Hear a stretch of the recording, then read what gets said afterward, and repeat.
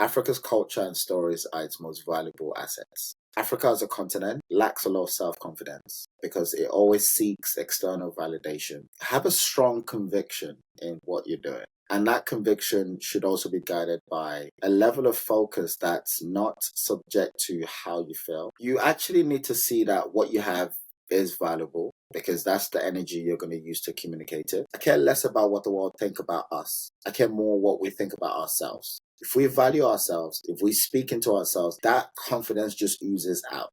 And that's it. Welcome to the Scaling My Startup podcast by Narrative Labs. I'm your host, Talula Doherty Aditono. And today on the podcast, I am joined by a true trailblazer at the intersection of creativity, culture, and entrepreneurship. Tola Alade. He is the founder of Marmalade Ventures, a venture studio dedicated to building extraordinary brands with an African flavor.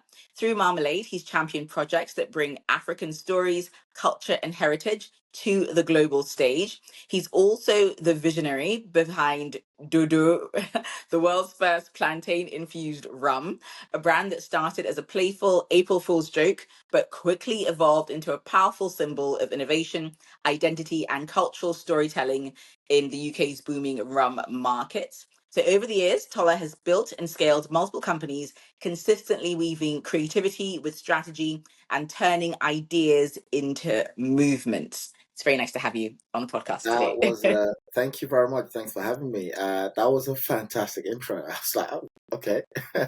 Thank you. Well, I've done my research a little bit, thank so you. I'm Thank you I'm very glad much. you liked it. Fantastic. So I want to first start off by talking about what was the impetus for you starting Marmalade Ventures Yeah, and wanting to create brands that embody that African flavor. yeah, absolutely. So to give a little bit of a context, started Marmalade. Well, I had the idea for Marmalade actually in 2018. Actually, I'll give more context. So I Okay. moved to the UK in 2004, not of my own doing. My mom said, "You're moving," and we moved. And actually, my siblings and my mom came, I think, 3 years before I did, because I had to finish my GCSEs equivalent in Lagos. So anyway, came to the UK, lived here for you know that long, and I didn't go back till 20. I didn't go back home till 2018. So it took about 14 years to eventually go back home. And when I went back home, I think I had lots of I'd grown to because I sort of grew up in my formative years in the UK. I'd grown to even view where I was from through the lens of how the world saw Africa, really, specifically Nigeria in my case. So I had I had concerns around, is it going to be safe? Is it, just all the typical stuff that you hear. And when I arrived, I genuinely was blown away by what I saw, the creativity, the people I met, the places and I could just feel that there's something really tangible happening here. So that was sort of my spirit. Came back, and a year later, 2019, I was able to encapsulate that feeling I had into a belief statement, and that belief statement is, um, Africa's culture and stories are its most valuable assets. Some people would say, it's the raw materials, it's the, oil and gas, and it's the this, but um, the things we've been able to successfully export to the rest of the world in a way that's beneficial for Africans globally has been our culture, the food, the fashion, the art, everything. So that was where Marmalade actually was founded from. So 2019 went on a little bit of a journey trying to figure out, okay, that's our belief. Actually, we have this framework. So it's belief, hurdle, action. The belief is, Africa's culture and stories are its most valuable assets. Then the hurdle is, but despite the fact that we're seeing all this, booming of African culture, the ability for it to go global means it needs to be brought to life in a way that resonates beyond just Africans. It needs to be brought to life in a way that almost brings in, different cultures, different sorts of, so that sort of middle space. And that then led to our initial action for Marmalade, which was we are a digital media company bringing Africa's culture and stories to life for both Africans and the global mainstream. But again, that's a very long. But that's what we kind of evolved. That's where we came from. So really, Marmalade Ventures. The first iteration was Marmalade Collective. We're all about content. We're all about media. Because what we're trying to do was just more educate, and really just tell, really, bring to life these stories in a way that people can resonate with. Talking about coffee brands, talking about African spirits, talking about the fashion shows that are yeah. So that's where Marmalade came from, and then over the last 6 years, do you know what's crazy? Do you actually Tell know? me. Tell me. This month, actually, the September the 24th makes 6 years. So it's our Oh birthday. wow. Oh wow. Well, happy birthday to Um, Marmalade Collective and now yes, Marmalade Ventures. That's thank you. awesome. We had a little bit That's of a intimate dinner on Saturday, just celebrating. We had some of our investors and key partners there as well. But I say that's that to wonderful. say, yeah, Marmalade Ventures, as it is today, actually came from Marmalade Collective specifically, basically. Okay. Thank you so much for giving us the context and the backstory so we can know Yeah. sort of Once the once you sort of origins. set that context, I won't keep going back to that context. It sets in motion lots of probably all the things we'll probably be discussing as well. Discussing, most definitely, most definitely. So I want to now talk about Dodo Rum.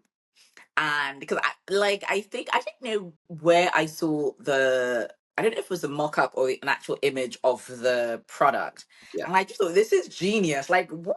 I would never have thought like rum and dodo how, But I love the packaging, the branding, the idea, the spirit behind it, that like The African spirit behind spirit. the spirit. Yeah, exactly. So tell me how, because I sort of when I was doing my research, I Yeah. saw it came Yeah. about as an April Fool's joke, but then it Yeah. evolved into an actual product. Yeah. So I want to talk about that Yeah. evolution, how Yeah. that came about, Absolutely. up until where it is today. Because I know that it's featured in lots of different restaurants, and I know you because as I say, I'm always on your link. Not always, but I see your posts a lot because I follow you. So you Yeah. talk about the costs and how you were able The to ups and sort downs. of The the Yeah. ups and downs, how you're able to get it out there at a fraction of the sort of cost that it would have Yeah. been. So I just want to talk about that whole journey. Amazing. Amazing. So tied into what I just said about just what's at the heart of Marmalade. It's all about bringing um, culture to life in a way that basically sits at the intersection of where Africa meets mainstream culture. So, April last year, 2024, we were thinking, okay, it's April Fool's, and this was 2 days before. We went to do something to, just again, this was more about social media, just something to, tease our followers. And we're going through a whole bunch of different ideas, and we went through lots of wacky ideas, but we landed on plantain infused brandy, and did all the mock-up. I think it took about 2 hours. So my background, I'm a designer. That's where I came from. So I love branding. I love graphic design. I'm able to. That's my tool of communicating a lot of the time. What's in my head, really. So designed all the assets, scheduled it. Sent it to our social media manager. She's scheduled it, and the Monday was April the 1st. It went live, and so okay. And the reason why we landed on a plantain infused brandy was something that's widely known in the mainstream, i.e., brandy, and then something that's more cultural, plantains. So just imagine them. At the time, we thought nothing about trying to. This was just meant to be a little bit of fun. So yeah, it went live on Monday, and it just went crazy. Uh, Wow. it went. It did okay on Instagram, but I think Twitter was when someone picked it up, reposted it, and within I think a space of like a few hours, I think we'd hit about 200,000. Yeah, so it was going Insane. absolutely. Um, and then when we when we, and because it was a, joke, people were commenting, and we were commenting almost like it's real. That's what I was saying. Oh, it's coming, just sign up. So it just kept stoking the fire. And then the next day we had to, of course, say, it's all a joke. We're not creating a rum, or also the spirit brand. And it went viral again. And this time it went viral both on Instagram as well as on LinkedIn, my Wow. personal LinkedIn. Mhm. And I just thought, I think there's something here, but I don't know what it is. Mm. And then I created something called Dodo Diaries. So I said, I'm gonna track literally from day one all the way through to something.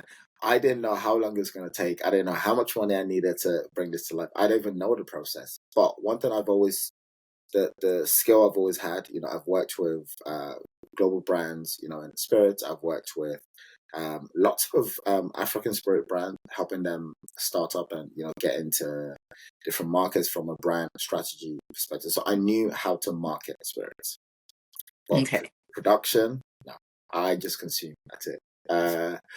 Um, so So yeah, yeah, I want to ask you about the production. So because it's so interesting to me that it was just an April Fool's yeah, idea that was put out there with no real, because you hadn't thought about like the actual feasibility, yeah, like you've just said. yeah. So when you got that reaction and people started really, being like loving it and liking and commenting and all that energy towards it, what, like, because as you said, you've never done it before, what made you sort of think, oh, I can actually do this? Was it like an immediate Okay. thought, or did you need sort of encouragement and to take a step back and really think about what it would take to bring the product to life? It was, yeah, fantastic question. I think it was a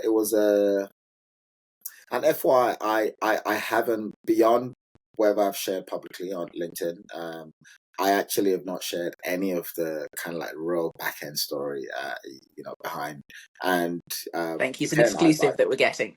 not genuinely, because also most offers to do podcasts, I just say no, because I'm like, I'm kind of still building. I don't want to like, but looked at what you did, and thought, yeah, why not? This is Thank you. Oh, sounds thank great. you. I'm so honored. No, it sounds great. So yeah, so I needed encouragement, definitely. Someone reached out to me on LinkedIn. It was a gentleman that worked in food and beverage. I'm not going to mention who, because I don't know if he wants me to mention him. And he was the one I just said, I don't think you're seeing the opportunity. I think there's really something here. And, we just started talking, and the more we spoke, the more I thought, you know what, there is something here. But also, I have an ability to, you know, some people struggle with the initial stages of going from idea to something tangible. That's the most exciting bit for me. I can go from idea to real execution very, very quickly. So as soon as I was convinced, and based on the encouragement, I got so curious to that. I actually want to see what this tastes like too, and just went on the journey. We had to find a distillery. We had to formulate a recipe. We had to find because when I did the mock up, I didn't even know the exact bottle that I created or used in the mock up even existed. And it turned out it does exist. And I had No. to find that, had to figure out, okay, what does the labels actually look like? Because the design we went viral with actually is nothing close to what we eventually produced. So, but yeah, that was the raw exciting bit, and that was what I did with the Dodo Diaries, where I think every 2 weeks, I will publish something just to say, hey, here's where we are. We've just formulated this, and just carry on, almost teasing people, and that entire process led to us starting to build a wait list of people basically saying, when this is ready, I will pay. And when we felt like we had something, then we just said, hey, we have something here. It's going to cost X amount of money. Do you want to buy? And we sold like half of the entire batch, even before uh, uh, Wow. everything dropped. So That's like pure validation right that there. that was pure validation. Yeah, that was. I genuinely, I think it's I've been in business for quite a while, and I've not seen anything like that, genuinely. Um, and people have said as well that, wow, in spirits or in consumer packaged goods, you make the stuff, then you try to figure out, okay, who wants to buy this, or but actually you did it the other way around, which is you kind of got the people, and then you made the stuff. So yeah, it's generally been fueled by lots of curiosity. uh, you know, I love building in a very playful way as well. I think business sometimes can be a little bit too serious. Um, there is a seriousness behind everything I do as well, but it doesn't have to be expressed with such intensity as well. Yeah, I think, just to pick up on what you've just said about infusing a bit of like humor and personality and Yeah, playfulness. yeah, Again, I don't know, I feel like I'm always on LinkedIn because I keep referencing it, but whenever I have come across your posts, that is like the scroll stop for me because I follow a lot of creators and entrepreneurs that I'm really sort of inspired by on LinkedIn, and I'm inspired by you as well. And with your posts, you talk about business, but you don't make it, like you said, too serious. You make it sort of relatable. You make it a bit cheeky, a bit humorous, a bit fun. And I think it's great because everything doesn't have to be that yeah, serious. And sometimes the message even lands a little bit yeah, better yeah, when yeah, it's yeah. not. And I would never, I was talking to someone recently about the difference between self-assuredness and confidence. Um, my self-assuredness has built my confidence over time. I'm not your typical build in public kind of guy, like, but because so self-assuredness based on the conversation I was having, comes from being extremely confident in the skills you have and your abilities to do something. And I think because you've executed consistently, relying on those skills, you build confidence over time, and that confidence you just express through how you speak, how you yeah. So the last 5 years have been a real journey of understanding who I am as a founder, um, how I want to be in the world, and just confidence in saying this stuff, I really know this stuff, but this stuff I don't have a clue, and it's fine. Yeah. We had an activation yesterday with Dodo last night, so hence why the coffee.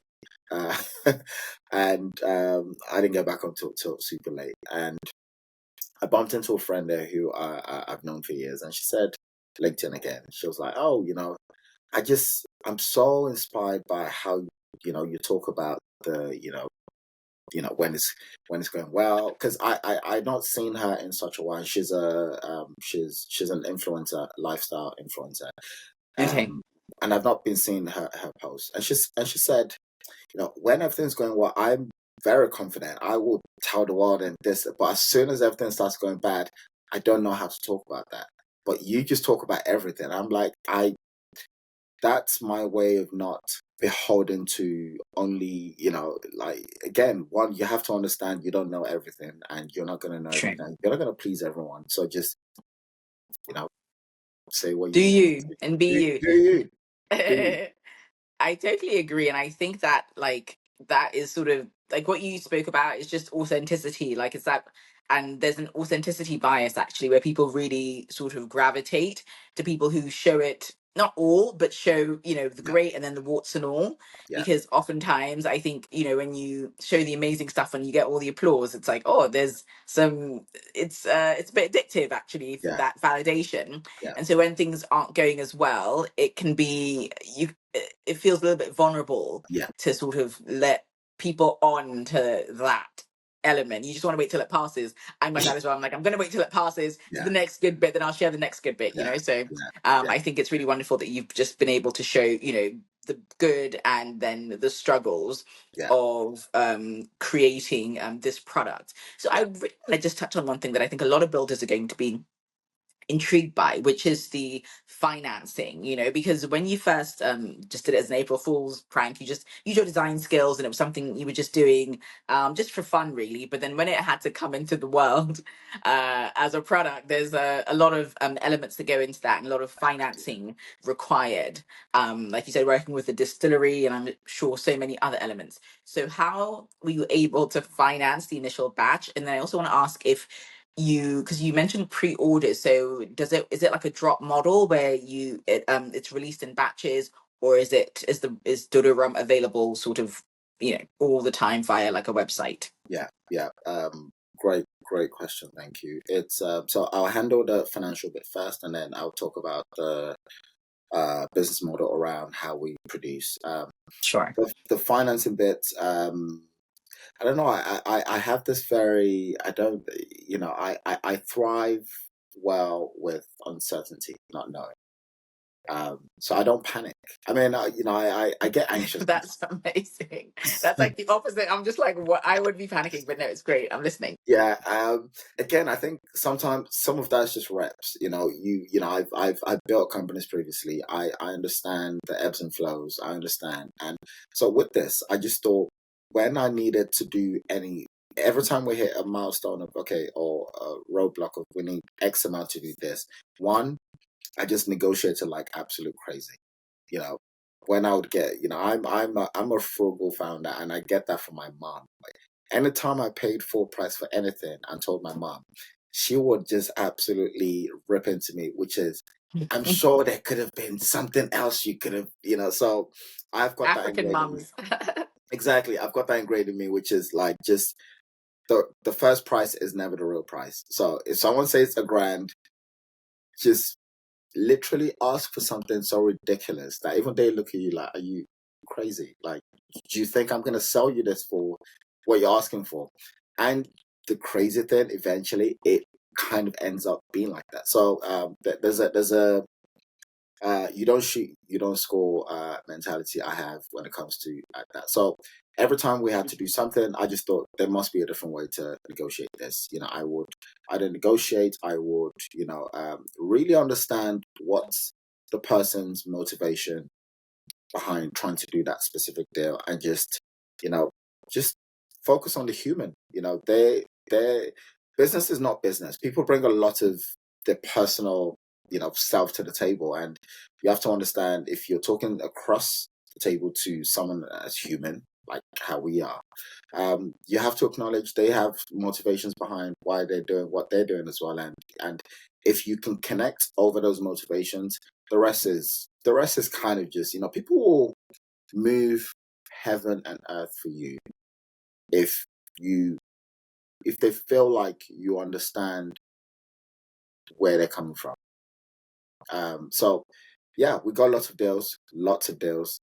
Some I had to literally just, bulldoze my way into doing. And then the financing, again, because we did a pre-order, we got, half of the money we needed before the product even landed, which went to pay for a few things. And it's not that I couldn't put, some money into it, but I actually really want to run a very tight experiment, which is, can we create a really compelling story of, we didn't spend any money on marketing. There was a amazing way this got brought to life through, and we achieved everything. So batch one was almost like a test, Okay. experiment. And then there is, okay, this is a real business now. We've got to turn this into a business. And then we sold out end of last year, I would say around. So we dropped. That's crazy as well. I've just made another connection now. Today is the exact day last year we dropped the batch. Oh Today. my goodness. Today. Literally Oh September 29th. wow. Yeah. It's Amazing. literally when we sent the email out. Well, when our distillery shipped all the products to customers. So it got shipped on the 29th, and it took 2 days for people to get, because we wanted it to coincide with October the 1st, Independence. Okay. Again, we didn't say we're tying it to that, but mentally I wanted that to coincide. So it got shipped on the 29th, and on the 1st, everyone sort of got theirs. Yeah, and that's Nigerian Independence Day, October 1st. Yes, Yeah. yes. I like recognizing stuff like that. I like seeing patterns in things. So thank you, for this. You're welcome. So we dropped September 29th. By November, we're pretty much sold out. I think by November, we're pretty much end of October, bleeding into November, we're sold out. And then I spent November, December, a little bit of January just working on how does this scale, basically. I worked with a fantastic fractional CFO who has lots of experience in spirits. We built a very solid model, financial model, because when it comes to consumer packaged goods, yes, it all looks really sexy on the front end branding, but really it's all about numbers. Um, you know, what does it cost you to make, and what does it cost you to sell, and then the difference, what can you keep, Mhm. and I realized we had to meet a target price, and to get to that target price, we had to produce at a certain level. So we went from doing 250 bottles in batch one to doing batch two. We dropped July the 23rd, so about just over 2 months ago, and we produced 2,500 That bottles. is a huge Sentiments. jump. I know. But again, these mental leaps, I get excited about them. But we did that, and we're able to do that through. I raised a seed round investment. So spoke to investors in my network, some investors from my previous ventures as well, and some investors were customers. They were on the wait list. So we put out a message to say, we're about to raise money. Who's interested? And we got people saying, yes, yes, yes, yes, I'll invest. One investor, he hadn't even tried the product yet because it's sold out and there was no bottles anywhere. And he lived in Dubai, or he lives in Dubai, and he invested without even tasting the product. Just said, Mm, solid business model, that's brilliant. solid case, love the brand, love the product. Um, let's do it. So the investment allowed us to scale up production to produce 2,500 bottles, and then which means we're able to sell at a very specific price, and Mhm. just able to reduce our cost of goods and increase our margins, basically. Interesting. So I want to know. I don't know why I'm more nervous as you're telling this story. I feel like I'm part of it. I don't know. It's so funny, and I'm just like heart racing. No, but I love it. It's super interesting, and thank you really for giving us those juicy details, because sometimes when you see, like you say, on the front end it all looks great Yeah, and seamless, but on the back end yeah, obviously it's a little bit more complicated than that. So I want to ask about your marketing strategy when, because the first drop was just 250 bottles, and then the second 2,500. Did you need to adjust your marketing strategy in order to ensure that there'd be enough demand yeah. for those bottles? And was there any sort of pause in your spirit and thinking, or not, maybe not say pause, apprehension perhaps, and thinking, are we going to be able to Oh, sell? absolutely. Okay, great. So I want to hear about it. Absolutely, absolutely. I mean, every sort of lap or every sort of phase or stage requires different skills. Requires a different way of looking at things. So, um, in Dodo's life cycle, there are 6 stages we need to hit. With stage one was, so if I used a racing analogy, like Formula One, um, the first batch was just training. Really, it's conceptual. You don't know. You don't even have a car yet. You're kind of building a car and trying to figure out what to do. Um, and we're in the warm up lap now. So each phase requires different sorts of skill sets. So yes, absolutely. I felt like, okay, wow, this is a massive leap. And we're making a similar leap next year as well. We are intending to go from 2,500 bottles to 25,000 bottles next year. Fantastic. So again, you know, it's just different skill sets. But one thing that's consistent is we have a distinctive product. People, it sells itself. It generally sells itself. Um, we found when we have, tasting experiences or pop-up events where people get to sample, the conversion from sampling to buying is just like, it's just, they just sample and just go, wow, like, you know, I want to buy this. So marketing strategy for batch one, because it was all virtual digital, we focus more on, storytelling and also building a wait list. For batch two, it's been very experiential, but we are still building a wait list. So we built a wait list of, I think just coming up to 1,000 people, which meant Okay. every time there's a new batch, they get priority. So we get to sell to the people on the waitlist first before we release to the public. And for batch two, we'd sold, I think, about 10% before we even announced to the world that batch two was even ready. Because they were batch one customers, or these are people that said, I missed out on batch one. I really want to, try this. So we're constantly going to keep building that wait list, so we have a database of customers we can sell to, but to bring in other people who are maybe not familiar with the story or the prank or the brand or the product, there is a very specific strategy, and I'll kind of give you the high level thing. Sure. The most distinctive element of Dodo is the plantain. It's actually not the rum. That's what pulls in people. They're like, oh my goodness, plantain. And plantain has a cult-like following, similar to, like, It I think the does. only reference I can give is like avocados, where people that love avocados will, they have it on toast. They will tell you they love avocados. They will Yeah, go to that's places true. to so. But plantain doesn't have a formalized structure around it, but it has. People love plantain. I love plantain.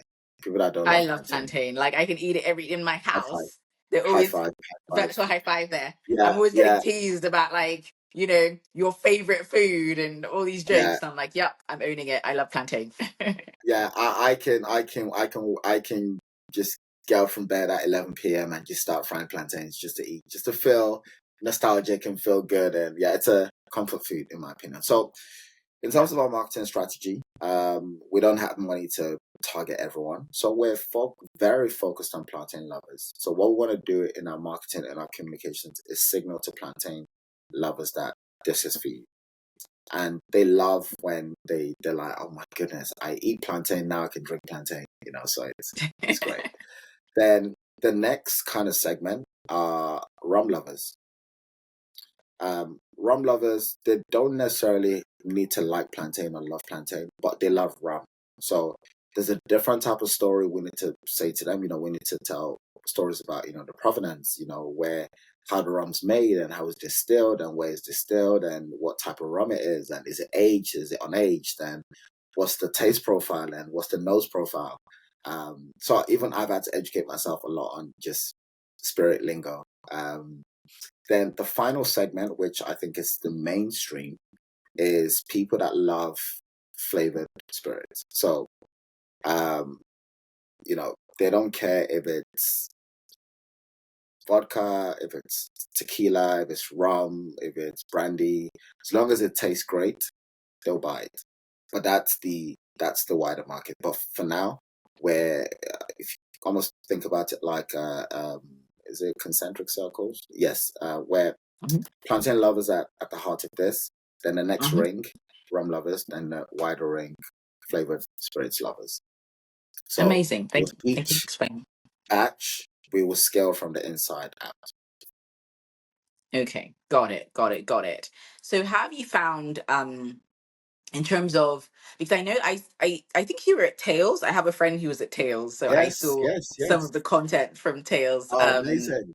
I loved Princess him. Adeyinka of Happy Coffee. Yes, Shout yes, out to you, yes. She Princess. is. Shout out to her. She is dope.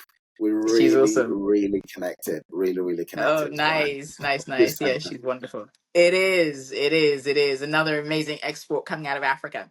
Happy Yeah. coffee. So, yeah, so I wanted to just touch on that a little bit in terms of in real life activations and Yeah. being able, to have diverse audiences sample your rum versus digital? Because I know in the last couple of years for direct to consumer products and food and drink and certain goods, digital has been the favored marketing and advertising channel. But I'm seeing a bit of a switch now in terms of people really sort of wanting to connect, like you were just describing, In with real life. audiences, in Yeah. real life, and just be able to have those conversations and the experiential element. Yeah. What do you think is sort of more beneficial, in real life or the digital advertising? I think it's both. I think digital gives you scale because you can be in, you can be across multiple touch points at the same time. It allows you to scale geographically without physically being there. But in real life, and this is my bet on the future, with the rise of digital, with the rise of AI, with the rise of this, human experiences, real human experiences in real life, tangible, physical experiences will become so sought after. And actually, that's the pivot we're doing with Marmalade Collective at the moment, where events are the hardest. It's one of the hardest things we do with Marmalade Collective. We host supper clubs, film screenings, different types of, but we're gonna double down on that because that's the future. So within the context of Dodo, digital gives us leverage, which means we own our channels, we own our customers, we can scale, to web, and we can kind of control our own narrative. But offline experiences have been fantastic. I love them. And this is why I physically do these events myself, because you just get to see. Not everyone's gonna love Dodo. Some people come along and go, not for me. But again, you get to Mhm. have a conversation about, oh, why? Or even without them even sharing, you kind of see their reactions. You see so it's been a great channel for us. We've done, I mean, just in 2 months, we've done, my goodness, we've done about 20 events. Oh So wow, almost that's a every lot. week, we've done on average probably about 2 events every single week. And we've done from the high end events. We did a polo event in uh, here in the UK. We've done Tails. Tails was fantastic. Um, Tails was so perfect for us in terms of the positioning. How we like to position Dodo, or how we're positioning Dodo, we use 3 words or 4 words sometimes. It's premium, playful, elevated, and then sometimes cultured. That's the fourth one. Mm. And the activations or the physical experiential things we like to do, they need to touch almost every single one of those things. And Tails was just that. I spoke to Bookie, who's the founder, and her personality is just boom, boom, boom. She chose to host this in Oxford Street, which is, one of Europe's, retail destination. Um, Yes.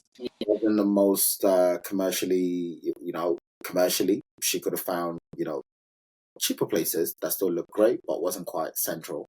But it needed to position African brands in central London. And that's what I loved about it. And as soon as we got connected through someone, I said, absolutely, we're doing this. And it was Fantastic. great. We sold lots of products. We did lots of sampling, got lots of feedback. And yeah, that's something that we can continue to do with lots of events. We've got the rest of the year now. We've got events planned throughout October. November is a little bit quieter, and then December, of course, is going to be a little bit crazy as Yeah. well. Always a busy time. Oh, fantastic. Thank you Yeah, really for sharing that, because I think a lot of brands are sort of veering towards incorporating in real life experiences just to have that connection. So I think your experience with Dodo is definitely an encouraging signal that more brands should look into that. yeah, So let's talk about challenging times now. So I know with every successful entrepreneurial venture, there's always a couple of hurdles that people don't see, that pose a bit of a challenge. So can you tell me about any times during the life cycle of either Dodo or Marmalade Ventures or Marmalade Collective that you sort of felt, it's getting a bit tough, and how you were able to scale or overcome the challenge. Yeah. Okay. I share, as much as I can, externally. But also I've had to find the correct sort of dial for what that share, because and I did a post about this on LinkedIn as well. That I did really well, because people really resonated. There's a real fine line between building in public and just oversharing, where you kind of just, oh, blah blah blah blah blah blah blah, this is what I'm doing, and it's dangerous. I think both, one, from a place of, it's dangerous for three reasons. One, you trick your brain into thinking you've actually done the thing when you haven't, because you're talking about it like you've done it, but meanwhile you're still in the middle of trying to figure it out, really. So you get the rush from people almost applauding you before you've done the thing, and you're like, oh, but I don't have to do the thing. And I see many people do that. Number two, spiritually. Again, I'm Christian. There's just experiences I've had, when I've overshared, that has led to very shocking, you know, I could have been working on it. For example, I was working on a partnership with a global brand that's fruit based. Who they make phones and computers.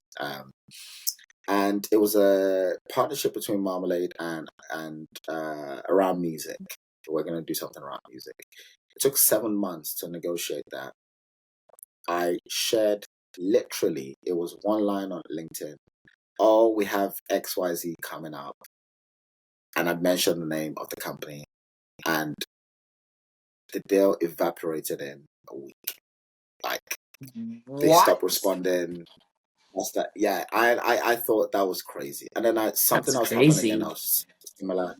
And then something else happened that was similar, and I thought, no, this is not me now guessing. There is something fundamental here. So one is you trick your brain. Two, spiritually, and I think three, it's business is all about people. Some people don't want to be put out there, so once you start going out there and you're mentioning, oh, I'm doing this with this person, this, that, this, that, this, that, genuinely, some people might just think, okay, you're kind of bringing a lot of risk around what we're looking to do, and, disclosure.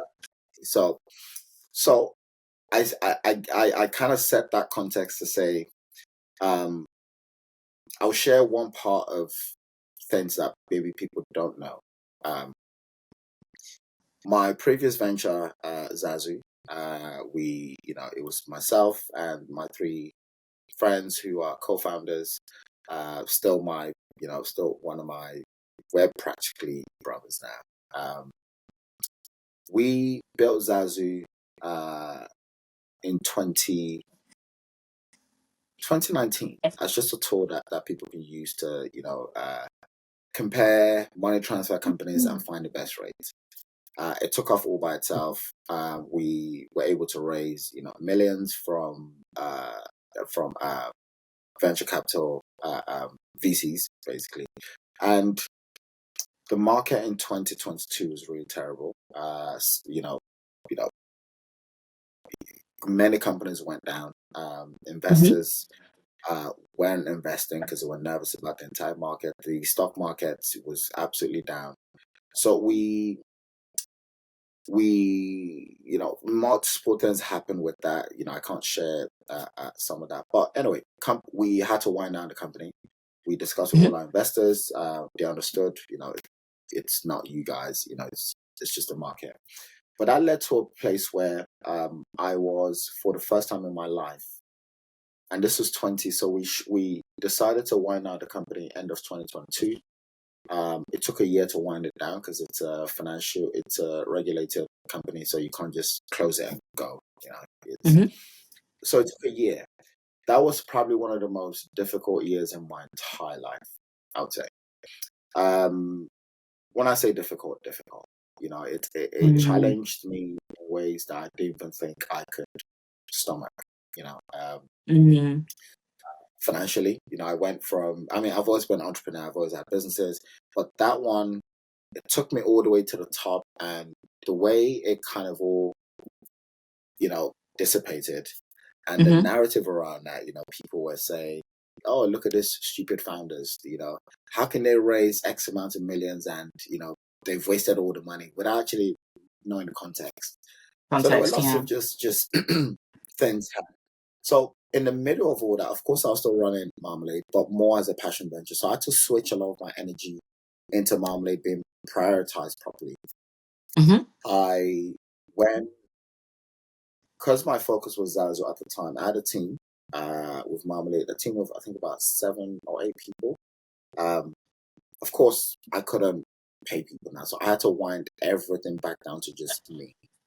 I Mm. was handling social media posting, designs, planning the events, doing the content, doing the newsletters, doing the writing, doing every single thing I had to do myself. And I built it back up to a place where people thought it was still a team of 8 people, doing it. And Wow. so That's this was all amazing. happening in 2023.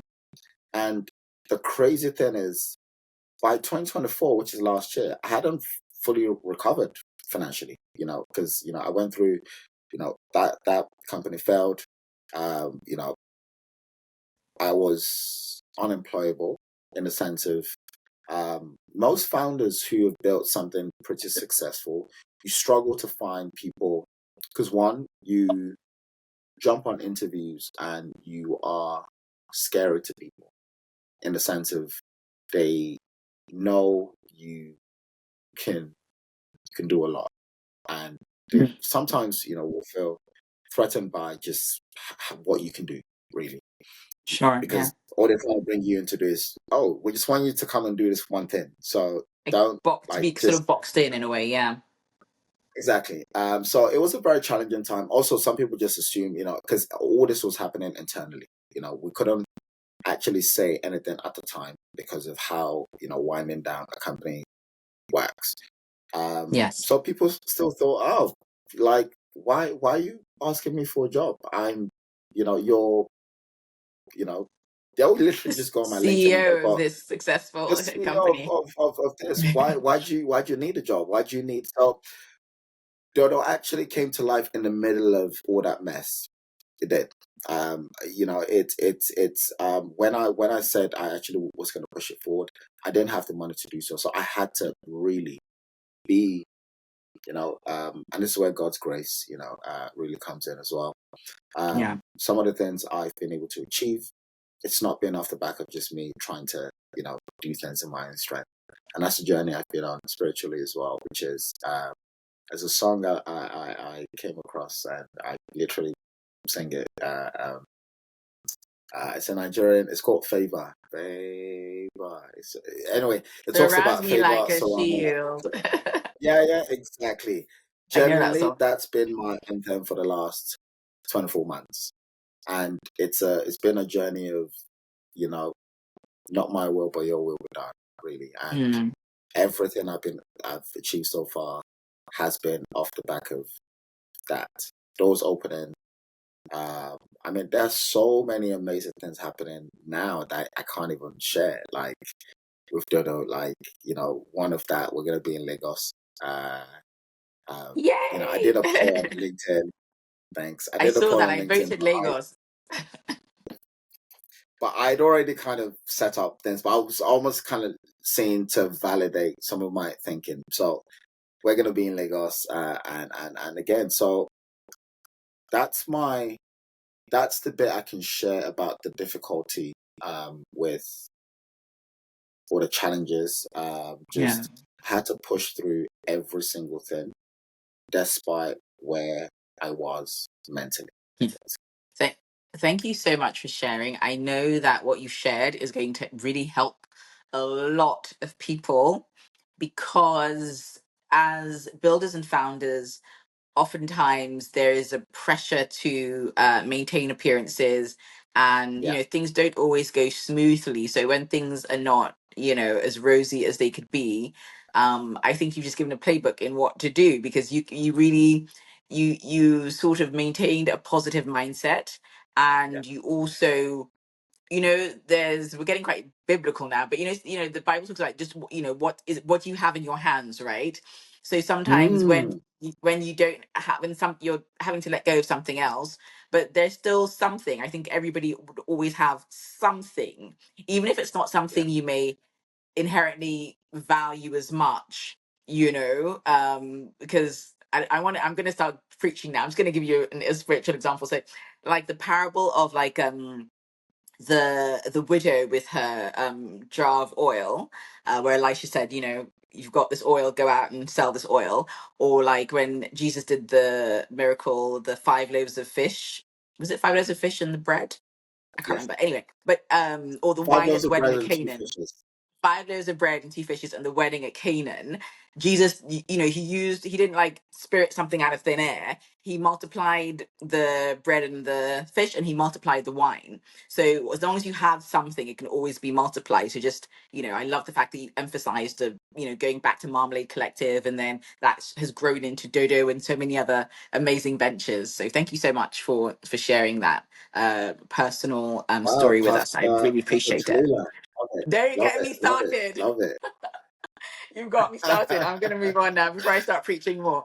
Okay, but to round up, to all of the builders out there who want to promote their heritage, whether it's African heritage, maybe it's South American, whatever it is, people who are thinking, okay, my heritage or things that are dear to me and my culture are not mainstream, but they want to showcase whether it's the food, the fashion, or other aspects of their culture on a global stage, and to have it appeal to a global audience.